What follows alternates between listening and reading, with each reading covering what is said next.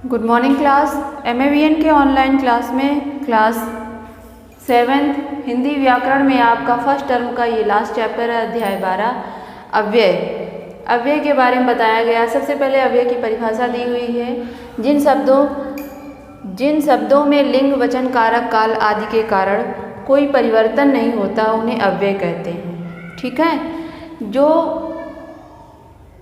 लिंग, वचन, कारक, काल आदि के कारण में कोई परिवर्तन नहीं होता है, ये जो है चाहे किसी भी समय, चाहे वर्तमान काल हो, चाहे कोई स्त्रीलिंग हो, पुल्लिंग हो, इनमें कोई परिवर्तन नहीं होता है। एक वचन हो, बहुवचन हो, इसमें कोई परिवर्तन नहीं होता है, उन्हीं को अव्यय कहते हैं।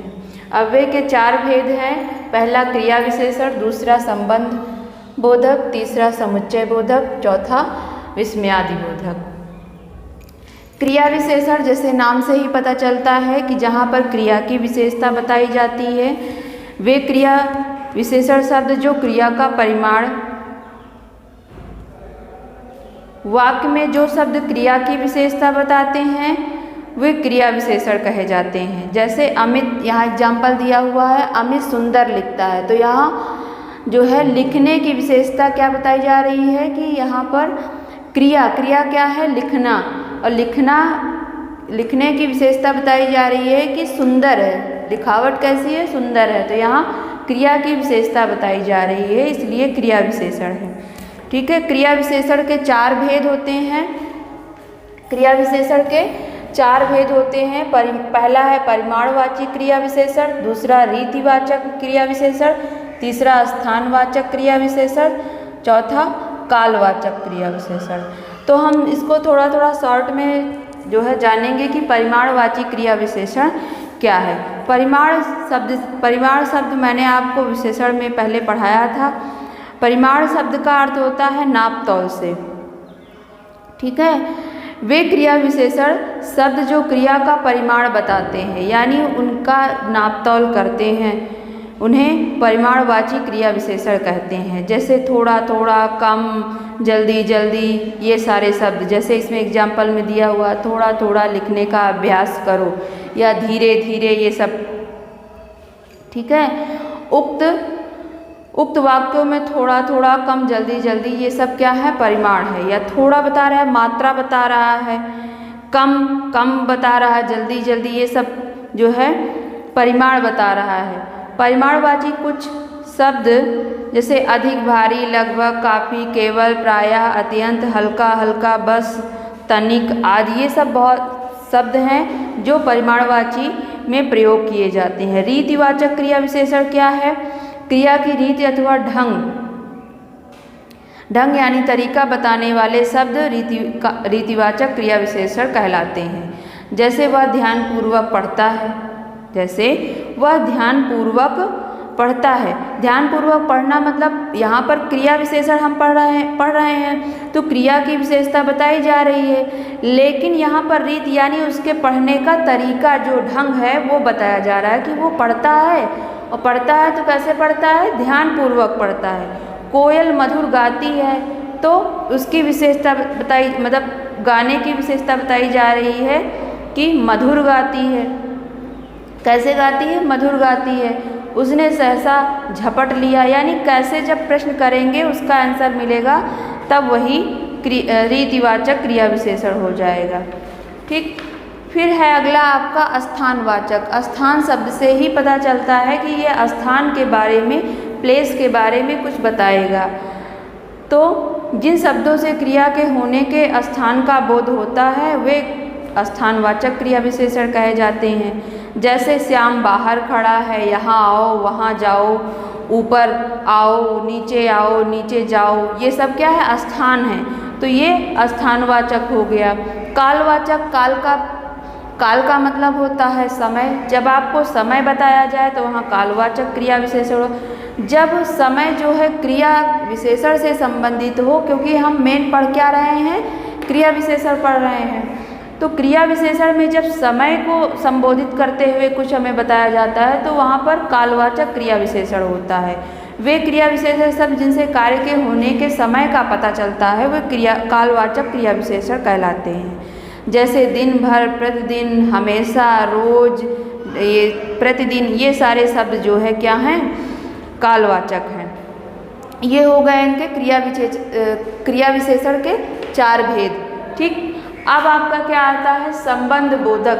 संबंध में जैसे यहाँ पर बताया पेड़ के ऊपर पक्षी हैं, तो इनका पेड़ के ऊपर पक्षी हैं, यहाँ पर संज्ञा सर्वनाम से जो है इसका संबंध है। ठीक, तो पेड़ क्या है, पेड़ शब्द क्या है, संज्ञा है।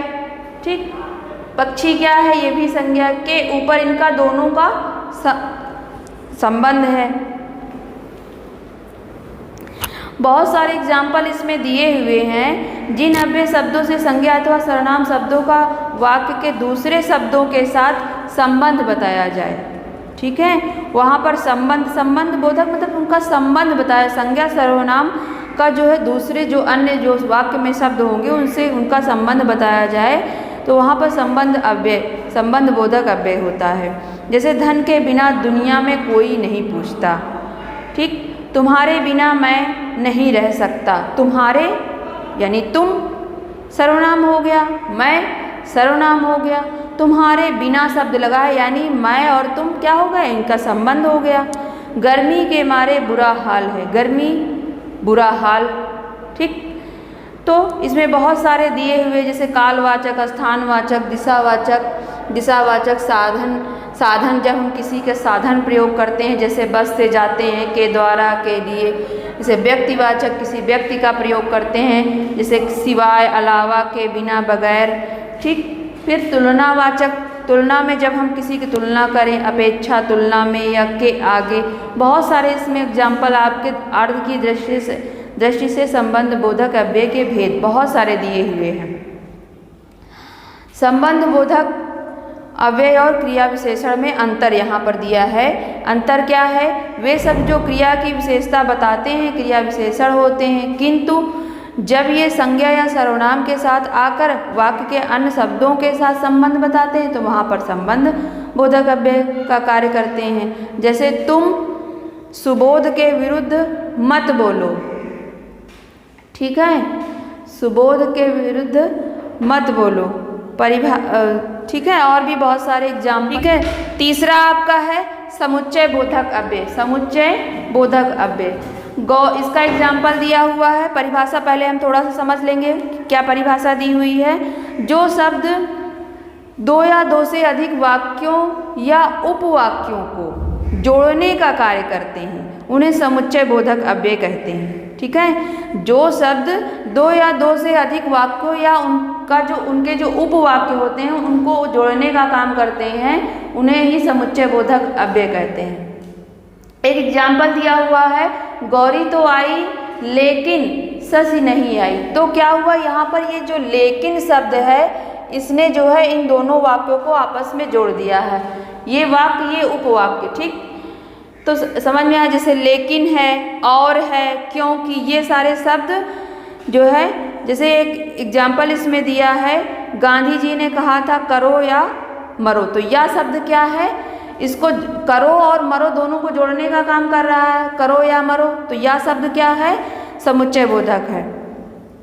ठीक है, अब इसके समुच्चय बोधक अव्यय के भेद दिए हुए हैं। 3 भेद हैं, संयोजक है, विभाजक है और विकल्प सूचक है। संयोजक में जो है और है, जो शब्द जिन शब्दों अथवा वाक्यों को जोड़ते हैं उन्हें संयोजक कहते हैं। जो शब्द जिन शब्दों अथवा शब्द को जोड़ने का और वाक्यों का जोड़ने का काम करते हैं वो संयोजक होते। संयोजक मतलब जोड़ना, तो वो संयोजक वर्ड हो गए। जैसे अरुण और आशीष दोनों सगे भाई हैं, और एवं एग्जाम्पल दिया हुआ है। विभाजक मतलब होता है अलग करना। ठीक है, या अन्यथा, ये 2 शब्द दिए हुए हैं, या और अन्यथा, इनसे हम 2 वाक्यों को अलग करते हैं। जैसे यहाँ पर एग्जाम्पल दिया हुआ, या तो इसे ले लो या उसे, या तो इसे लो या तो, यानी दोनों को अलग कर दिया गया। मैं इसे लेकर रहूँगा अन्यथा प्राण त्याग दूंगा। अन्यथा यानी 2 सेंटेंस को अलग अलग कर दिया गया है, दोनों का सेंस अलग है। मैं इसे लेकर रहूँगा, ठीक है, रहूँगा का सेंस जो है कंप्लीट सेंस है। फिर अन्यथा जब जोड़ दिया गया प्राण अन्यथा प्राण त्याग दूंगा। प्राण त्याग दूंगा ये भी एक कंप्लीट सेंस है, लेकिन दोनों वाक्य को इसमें जोड़ दिया गया। ठीक है, विकल्प सूचक विकल्प में दिया रहता है। जो समुच्चय बोधक अव्यय शब्द विकल्प का बोध कराते हैं वे विकल्प सूचक कहलाते हैं। जैसे विवेक अथवा विनीत बाजार जाओ, तुम या तो पास हो जाओ अन्यथा फेल हो जाओ। विकल्प यानी जैसे कहते हैं ना 4 विकल्प हैं, 4 में से एक चूज करना है उसी तरह इसमें विकल्प दे दिया जाएगा। फिर आपका चौथा है विस्मयादि बोधक। विस्मयादि बोधक अव्यय में जो है जिन शब्दों से हर्ष, घृणा, आश्चर्य, शोक, लज्जा, ग्लानि, विस्मय, आश्चर्य, दुख आदि ये सब भाव प्रकट होते हैं। ठीक है, ये अंदर की जो भावनाएं वो प्रकट हो, जो अंदर की जो भावनाएं वो आप शारीरिक रूप से प्रकट करें तो वहाँ पर विस्मयादि बोधक अव्यय कहलाते हैं। और जब उन भावनाओं को हम कोई शब्द दे देते हैं तो वह शब्द जो है विस्मयादि बोधक कहलाता है। जैसे आहा क्या मधुर गीत है, आहा क्या मधुर गीत है, तो आहा क्या मधुर गीत है तो मतलब कि ये कोई सुख, इस गीत से हमें क्या आनंद प्राप्त हो रहा है, हर्ष मिल रहा है। जैसे किसी को शाबाशी देना, छी छी, ठीक है, घृणा करना, आश्चर्य करना, सब मतलब आश्चर्यचकित हो जाना, शोक करना, हे राम, जैसे कहते हैं हे राम। ठीक है, तो वहाँ पर एक इसका एक चिन्ह भी होता है, यहाँ पर दिया हुआ है, ये चिन्ह विस्मयादि बोधक का है। इस शब्द के बाद जो है विस्मयादि बोधक चिन्ह लगाना आवश्यक होता है, ये विस्मयादि बोधक का चिन्ह है। तो ये सारे शब्द क्या हैं, विस्मयादि बोधक शब्द हैं। इसमें हर्ष, स्वीकृति, मैंने यहाँ पर लिखा हर्ष, शोक, स्वीकृति, तिरस्कार, ये सारे शब्द, और भी बहुत सारे एग्जाम्पल हैं, मैंने पूरे नहीं लिखे हैं, थोड़ा सा लिखा है। आप लोग इसको इस बुक से अपनी बुक से पढ़ लीजिएगा। जैसे हर्ष में है ये विस्मयादि बोधक मन की प्रसन्नता को प्रकट करते हैं। हर्ष, हर्ष मतलब प्रसन्नता, आनंद, वाह तुमने तो कमाल कर दिया, शाबाश यूं ही उन्नत करते रहो। यानी जैसे जब आप अच्छे अंक से पास होकर जाते हैं, पास होते हैं तो आपके मम्मी पापा आपको शाबाशी देते हैं, यानी प्रसन्न हो रहे हैं, उन्हें हर्ष हो रहा है। स्वीकृति, स्वीकृति मतलब स्वीकार, वे विस्मयादि बोधक किसी बात को स्वीकार करने का भाव प्रकट करते हैं, यानी उन्होंने स्वीकार कर लिया है। जैसे ठीक, ठीक मैं समझ गया, ठीक है, हाँ, ये ऐसे शब्द उन्होंने स्वीकार कर लिया। शोक, शोक शब्द मतलब किसी शोक करना, बहुत ही ज़्यादा दुख प्रकट करना, ये विस्मयादि बोधक मन के शोक या दुख को प्रकट करते हैं। जैसे हाय, हे राम, बाप रे, ऐसा सब लोग बोलते नहीं है। ठीक, और तिरस्कार, तिरस्कार मतलब किसी की अवहेलना करना, किसी को अपमानित करना, किसी से घृणा करना, ये विस्मयादि बोधक घृणा, तिरस्कार के भाव को प्रकट करते हैं। जैसे छी, तुम्हारे समान नीच दूसरा कोई नहीं, बहुत नीच हो, छी छी, या धत, ऐसे शब्द बोलते हैं। ठीक है, और भी बहुत सारे हैं, इसको आप लोग स्वयं से पढ़ लीजिएगा। तो अव्यय के चैप्टर में, चैप्टर नंबर 12 में अव्यय फर्स्ट टर्म का लास्ट चैप्टर है, इसमें बस इतना ही। आप लोग ये प्रश्न उत्तर जो इसमें दिए हुए हैं इसको आपको स्वयं से करना है। अगर जो नहीं समझ में आएगा तो विद्यालय में आएंगे कॉपी चेक कराने के लिए, तब हम आपको बताएंगे। तो आज की क्लास में बस इतना ही। Thank you.